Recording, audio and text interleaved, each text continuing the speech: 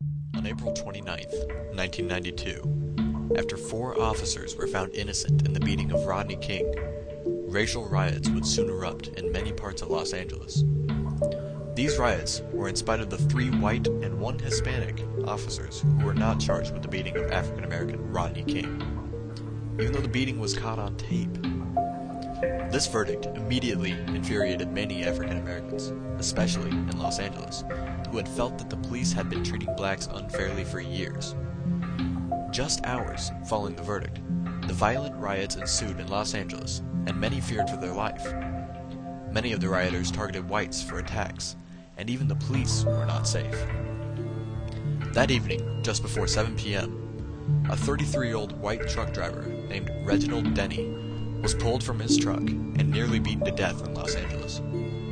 This beating was caught on tape and broadcast on live television. By this time in the evening, the police had been pulled out of many parts of the area for their own safety. Denny would be eventually helped by a few African American civilians who had seen the beating live on television and took him to the hospital. The beating left Denny with permanent damage to his legs and face, as well as having to undergo years of therapy. The attackers in the Reginald Denny beatings were soon to be known as the LA Four, a group of young African American men. The men were sent to trial for the beating, and a verdict would follow in late 1993. In all, only 1 of the men was convicted of a felony count of mayhem, while 2 men received misdemeanor assault charges. The charges seemed very light given the video evidence, but many say that it was payback for the verdict of the Rodney King case. This photo, captured on April 29, 1992, by Robert Tour, provides clear evidence of a man being nearly beaten to death. Reginald Denny lies motionless on the ground, while one of the attackers appears to be enjoying what he had just done to this man.